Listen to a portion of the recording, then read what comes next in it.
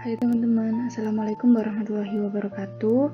Jumpa lagi dengan saya Dewi Sri Rahayu. Di video kali ini, saya akan melanjutkan video tutorial sebelumnya yang membahas tentang Accurate Online dan cara menggunakannya. Nah, kalau kalian belum nonton, silahkan nonton dulu videonya supaya nyambung ke tutorial saya di video ini ya. Oke, di video sebelumnya saya membahas tentang cara pembuatan akun di Accurate Online.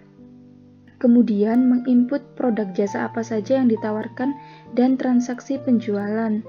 Yang saya contohkan pada usaha jasa pet care yang merupakan usaha jasa yang menyediakan pelayanan kesehatan, perawatan, pelatihan, dan penitipan bagi hewan peliharaan. Nah, di video kali ini saya akan melanjutkan membahas tentang bagaimana cara penginputan beban dan pembelian aset. Oke, pertama kita buka dulu Accurate Online-nya, kemudian masuk ke akun kita dan buka data usaha yang akan kita gunakan. Ini saya pilih data usaha lanjutan dari video sebelumnya, yaitu usaha jasa pet care ya teman-teman. Oke, langsung kita masuk ke contoh kasus yang pertama, yaitu kita membahas beban. Nah, pada tanggal 31 Oktober, transaksinya pembayaran beban listrik sebesar 500.000. Oke, kita masuk ke menu kas dan bank di sini. Untuk penginputannya. Kemudian pilih yang pembayaran.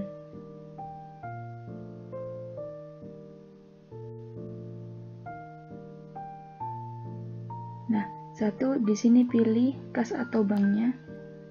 Karena di sini saldonya ada di bank, maka saya akan menggunakan yang bank. Oke. Kemudian tanggal transaksinya tadi tanggal 31 Oktober.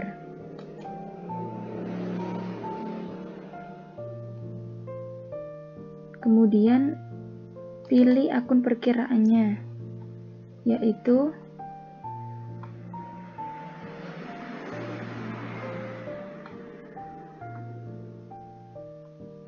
beban listrik ya teman-teman. Nah, oke, nilainya beban listrik sebesar 500.000. Info lainnya bisa ditambahkan.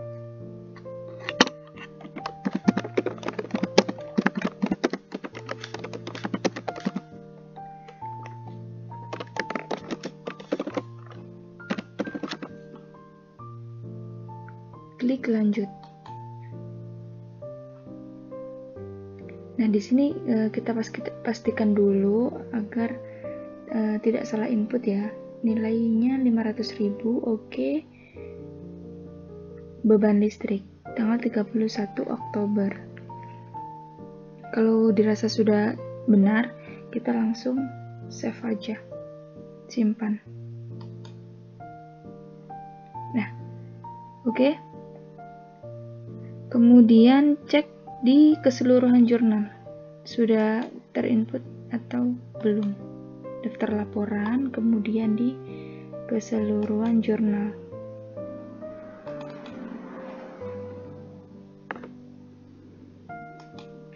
Ini dibikin sampai tanggal 31 Oktober. Tampilkan. Nah, di sini teman-teman, ini ada tipe transaksi pembayaran, yaitu pembayaran beban listrik, deskripsinya. Di sini jurnalnya beban listrik pada bank, di mana beban listrik berasal di debit dan bank berada di kredit. Mengapa kok beban listrik ini berada di debit? Karena beban itu saldo normalnya itu di kredit teman-teman. Jadi kalau bertambah jadinya di debit. Begitupun dengan bank. Bank itu termasuk aset atau kas yang saldo normalnya berada di debit. Nah, sedangkan bank ini berkurang jadi berada di kredit. Seperti itu.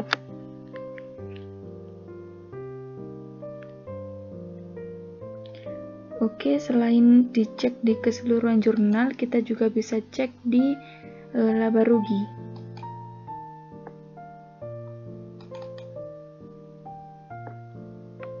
ini kita set sesuai kebutuhan tanggalnya, tampilkan.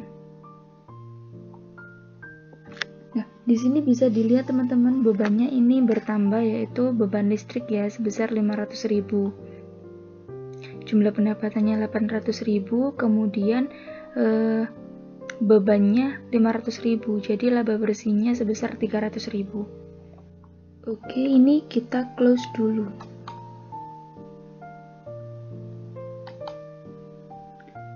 Nah, untuk selanjutnya kita masuk ke contoh kasus berikutnya dan masih berkaitan dengan beban, yaitu dimana pada tanggal 1 November terjadi pembayaran gaji karyawan sebesar 1 juta rupiah. Kita menginputnya di kas dan bank, menu pembayaran, kemudian ini juga pilih bank karena saldonya ada di bank. Tanggalnya tadi tanggal 1 November. Oke. Kemudian pilih akun perkiraan, ini beban gaji ya teman-teman. Nah, beban gaji. Oke, kita masukkan nilainya sebesar 1 juta rupiah. Info lainnya, pembayaran beban gaji karyawan sebesar 1 juta. Klik lanjut. Oke. Diperiksa dulu, di sini sudah ada beban gaji senilai 1 juta rupiah. Jika sudah benar, kita langsung save aja. Nah, kita cek lagi teman-teman di daftar laporan. Nah, kita ke jurnal, keseluruhan jurnal. Kita lihat. Per 31. Oh, berarti ini tanggalnya dibuat sampai November tanggal 1. Tanggal terakhir penginputan transaksi kan tanggal 1 ya teman-teman. 1 November, kemudian tampilkan. Nah, di sini sudah ada muncul nama perkiraannya, beban gaji pada bank. Beban gaji berada di debit dan bank berada di kredit. Ini kasusnya sama seperti pembayaran listrik yang di atas ya teman-teman, dimana beban bertambah di debit dan bank berkurangnya itu di kredit. Oke, kita cek di laporan lainnya, yaitu di laporan laba rugi keuangan, kemudian laba rugi.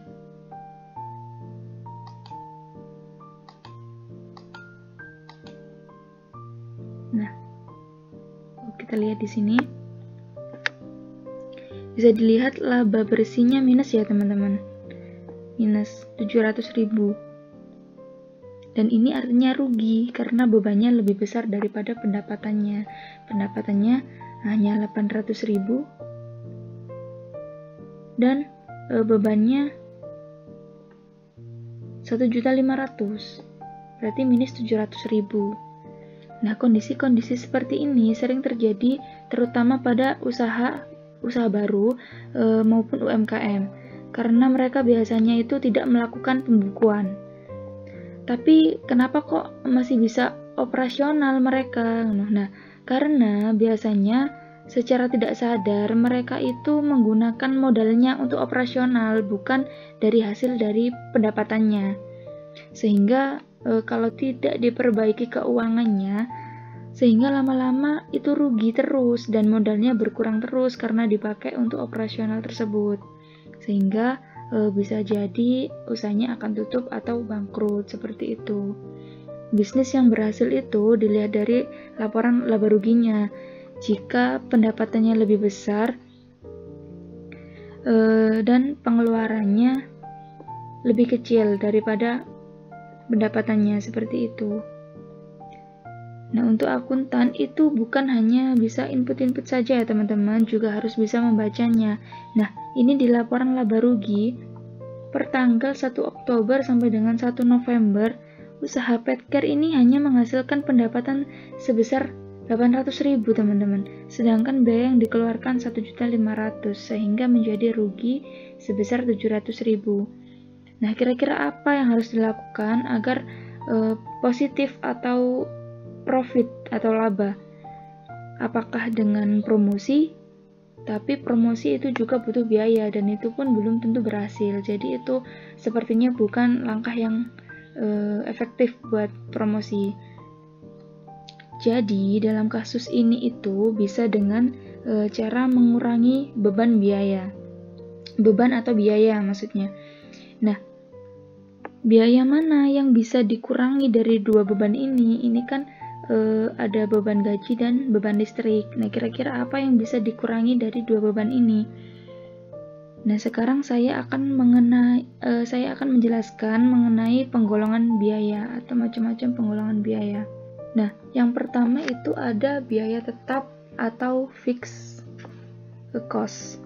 Nah, di mana biaya tetap adalah biaya yang tidak berubah dalam jangka waktu tertentu, terlepas itu dari volume produksi ataupun aktivitas yang dilakukan. Artinya biaya ini itu tetap konstan dan tidak dipengaruhi oleh perubahan dalam tingkat produksi atau penjualan. Contohnya biaya gaji karyawan. Kemudian yang kedua ada biaya variabel atau variable cost. Variable cost ini adalah biaya yang berubah sejalan dengan perubahan volume produksi atau aktivitas. Semakin banyak barang atau jasa yang dihasilkan atau dijual, maka semakin tinggi pula biayanya yang dikeluarkan. Nah, contohnya biaya bahan baku. Kemudian yang ketiga, biaya semi variabel. Biaya semi variabel adalah kombinasi dari biaya tetap dan biaya variabel. Sebagian biaya ini itu tetap atau konstan dalam jumlah tertentu, tetapi sebagian lainnya berubah sejalan dengan tingkat aktivitas atau produksi. Nah, contohnya ini ada biaya listrik, biaya air, biaya telepon, dan lain sebagainya. Nah, jadi dalam kasus ini, biaya gaji karyawan itu tidak bisa dikurangi karena merupakan biaya tetap. Dan sudah ada perjanjian atau kontrak kerja antara pemilik dan karyawan di awal, makanya tidak bisa sembarangan dikurangi atau bahkan tidak dibayar. Itu tidak boleh, teman-teman. Kemudian jadi biaya apa yang dapat dikurangi atau diefisienkan, yaitu biaya listrik, teman-teman, dengan cara mengurangi penggunaan listrik yang kurang penting dalam menjalankan usaha Petcare ini. Jadi bisa ditekan seminimal mungkin pemakaiannya. Jadi yang dipakai untuk memang operasional yang penting-penting saja, seperti itu. Nah, untuk mengatasi kondisi seperti ini, selain melakukan efisiensi biaya, ada cara lain, yaitu dengan meningkatkan pendapatan. Peningkatan pendapatan ini dapat dilakukan dengan cara menargetkan penjualan setiap harinya. Nah, misalnya jika beban selama 1 bulan ini mencapai 1.500.000 untuk biaya listrik dan gaji, maka pendapatan itu harus melebihi jumlah tersebut. Nah, misalnya contoh produk jasa yang paling murah di Petcare ini sebesar 150.000. Maka hanya dengan 1 pelanggan per hari saja selama 1 bulan, pendapatan itu sudah lebih besar daripada beban tersebut. Tetapi tetap saja ya, di lapangan yang sebenarnya biaya yang dikeluarkan mungkin lebih dari 2 ini. Jadi disesuaikan saja sama usaha atau bisnisnya masing-masing. Targetnya itu disesuaikan saja. Selanjutnya saya akan beri satu contoh kasus penjualan lagi untuk meningkatkan pendapatan. Kita masuk di menu penjualan. Nah, kita pilih ke faktur penjualan.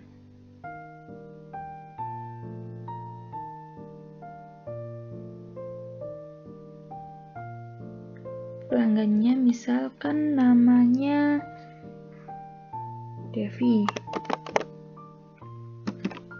Oke, jika belum ada datanya tinggal ditambahkan sebagai data baru saja. Oke, tanggal transaksinya tadi 10 Oktober. Nah, ini jasanya penjualan jasa pelatihan hewan peliharaan selama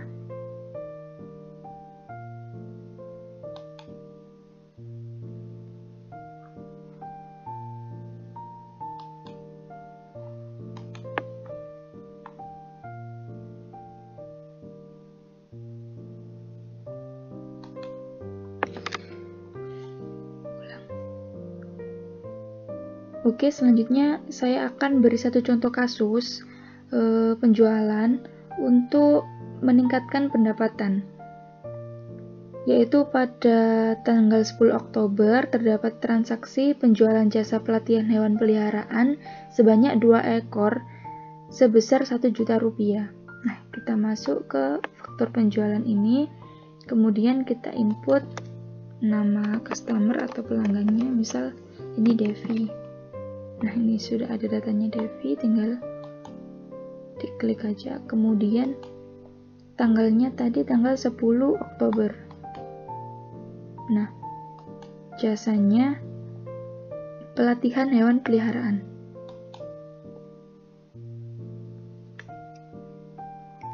Nah, ini kan 2 ekor, berarti 1 ekornya itu harganya 500.000.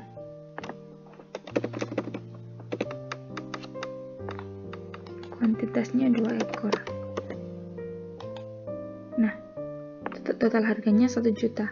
Kemudian pilih info lainnya, jangan lupa di input penjualan jasa.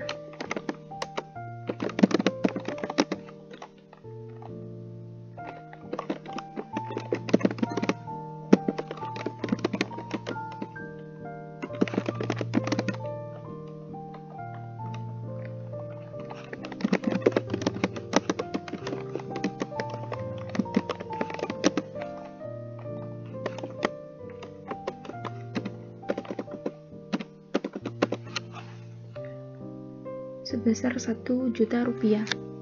Kemudian klik lanjut. Nah, kita pastikan dulu pelatihan hewan peliharaan. Oke. Total harganya 1 juta rupiah. Kemudian kalau sudah benar, kita simpan. Nah, sekarang customer itu membayar nih.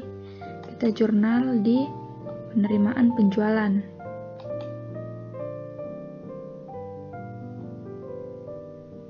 Diterima dari pelanggan atas nama Devi tadi. Oke, ini di bank ya, karena semuanya ditaruh di bank. Tanggal bayarnya dibayar hari itu juga, berarti tanggal 10 Oktober. Oke. Nah, ini 1 juta rupiah. Kita pastikan, jika sudah lanjut. Ini hitung nilai pembayaran. Nah, otomatis muncul 1 juta rupiah. Jika sudah benar semuanya, kita langsung save aja. Nah, kita cek di keseluruhan jurnal lagi.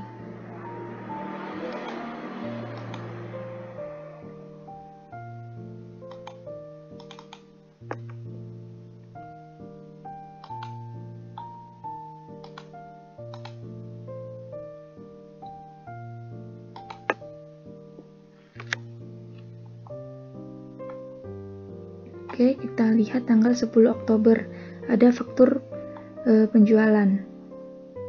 Faktur penjualan ke Devi, yaitu piutang usaha pada penjualan. Ini tadi sebelum dibayar ya teman-teman. Jadi kalau belum dibayar tapi sudah diakui pendapatan, maka disimpan sebagai piutang usaha. Nah, piutang usaha itu termasuk dalam aktiva, jadi saldo normalnya di debit. Nah, piutang usaha ini bertambah, berarti ini di debit. Kemudian kalau penjualan itu saldo normalnya di kredit, maka ini penjualannya bertambah, berada di kredit. Seperti itu. Kemudian pas waktu bayarnya juga tanggal 10 November penerimaan penjualan. Pembayaran dari Devi tadi ya. Nama perkiraannya bank pada piutang usaha. Jadi kasnya bertambah, piutang usahanya berkurang. Jadi bank itu aktiva juga kan. Saldo normalnya di debit. Banknya bertambah berarti di debit. Kemudian piutang usaha itu aktiva tetapi berkurang. Maka piutang usaha ini berada di kredit. Seperti itu. Oke, kemudian kita coba lihat di laporan laba rugi.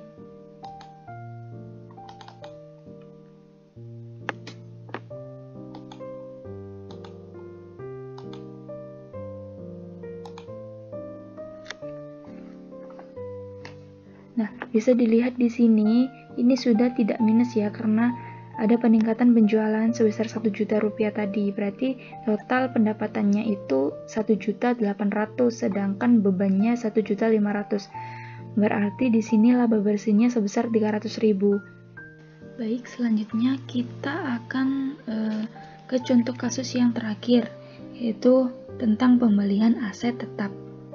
Nah, aset tetap itu misalkan peralatan, kendaraan, tanah, bangunan, dan lain sebagainya. Oke, ini kita close dulu.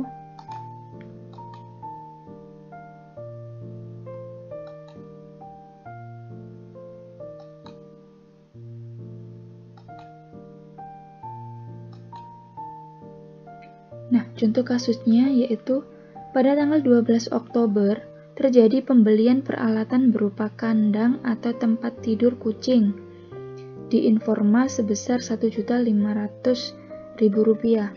Ini tuh pembelian aset berupa kandang ya, yang dibeli dari toko Informa.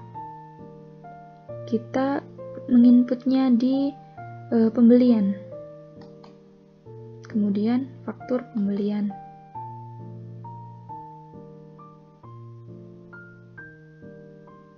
Nah, di sini kalau tidak ada, kita bisa input nama pemasok atau nama tokohnya, yaitu Informa. Tambahkan sebagai data baru. Oke, pembeliannya ini pada tanggal 12 Oktober. Nah, ini pilih yang gambar ini kecil, sebelahnya pencarian barang dan jasa. Ini ada keterangannya pembelian aset. Kita klik. Nah, pembelian aset memerlukan barang dan akun perantara pembelian. Accurate akan membuatkan barang dan akun perkiraan pembelian aset. Lanjutkan, ini klik iya saja. Nah, nama aset ini bisa kita namai, misalkan tadi kan ada kandang ya, kandang atau tempat tidur kucing. Nah, kuantitasnya ini cuma beli satu, harganya Rp1.500.000. Ini PPN-nya kita hilangin aja, kemudian klik lanjut. Kita periksa dulu teman-teman. Nah, ini info lainnya tinggal ditambahkan aja.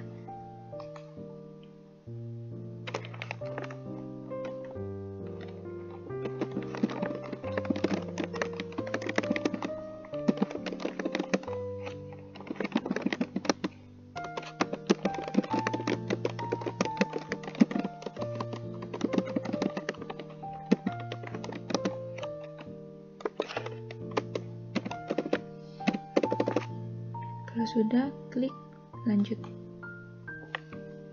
Nah, kita periksa. Kemudian di sini ada menu lagi di bawahnya. Coba kita lihat. Nah, di sini ada nomor faktur. Ini pembelian, faktur ini tuh pembelian dari pemasok ya teman-teman. Sedangkan yang di atas ini adalah faktur internal kita. Sedangkan yang ini tuh ada tanda bintang merahnya, berarti harus diisi. Ini faktur dari pemasok. Misalkan ini ada Informa 001 misalkan. Oke. Ini pajaknya dihilangin aja. Kemudian cek lagi apakah ada yang perlu diinput. Nah, kalau sudah dirasa benar, klik simpan. Nah, oke, kita lihat di sini, oh tidak ada data. Nah, di sini ada pemasoknya, Informa, nomor fakturnya. Kemudian ini statusnya masih belum lunas karena kita belum bayar misalkan. Oke, 1.500.000. Nah, sekarang kita akan bayar nih. Jadi kita menginputnya di menu pembelian, pembayaran pembelian.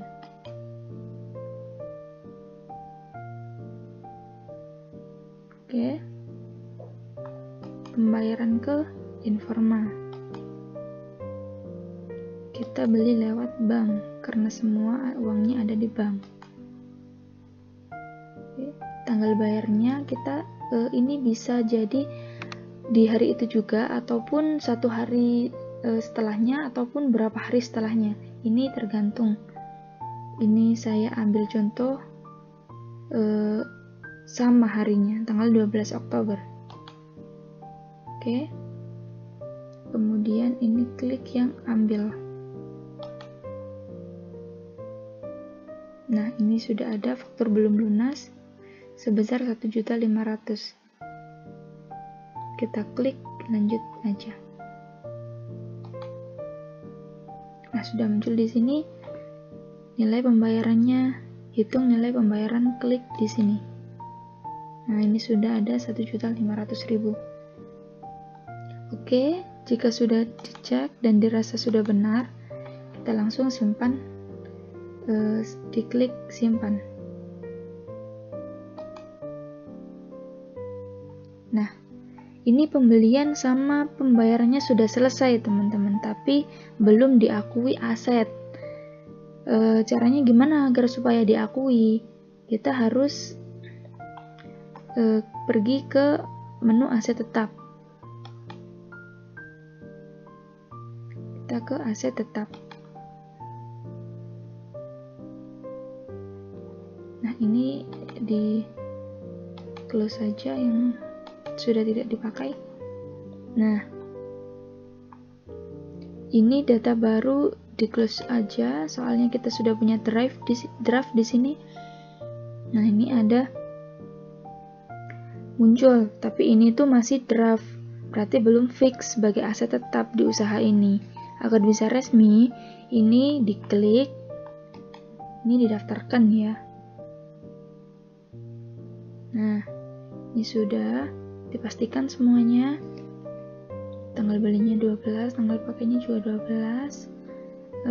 Ini termasuk aset tidak berwujud.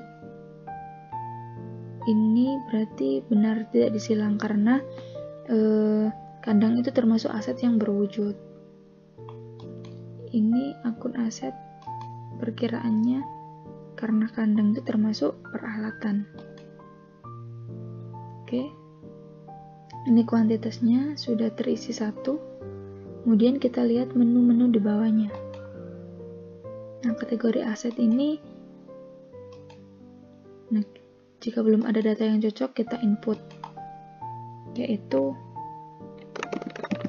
kandang atau rumah atau tempat tidur kucing. Oke, klik simpan sebagai data baru. Nah, catatannya pembelian peralatan berupa kandang ini otomatis muncul. Kemudian kita periksa apa ada yang bisa diinput lagi. Harus teliti ya teman-teman.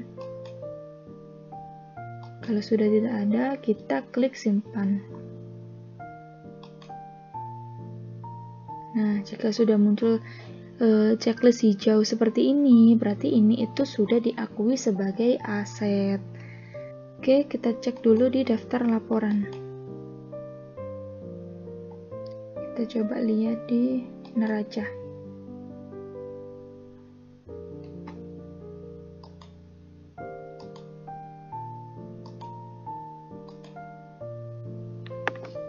Ini jumlah aset lancarnya 48.800.000. Kemudian aset tidak lancarnya yaitu peralatan tadi masuk ke aset tidak lancar, yaitu 1.500.000. Kemudian kalau dijumlah asetnya sebesar 50.300.000. Di sini liabilitas dan ekuitasnya, ekuitas saldo awalnya 50 juta dan laba tahun ini 300.000, berarti totalnya 50.300.000. Ini balance ya teman-teman. Jumlah liabilitas dan ekuitas dan jumlah aset itu balance. Berarti ini sudah benar penginputannya. Coba kita lihat di keseluruhan jurnal.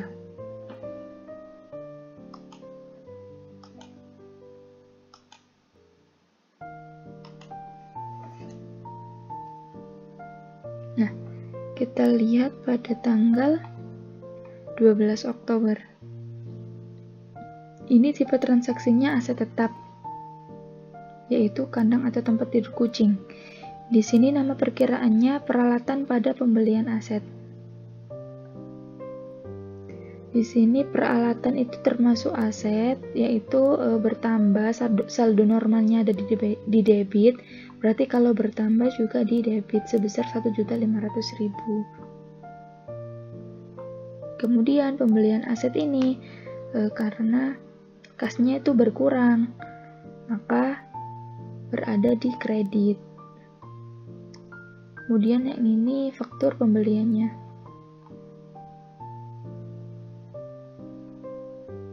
Pembelian asetnya ini pas belum dibayar, ini tuh berarti jadi utang usaha karena kita belum bayar kepada pemasoknya.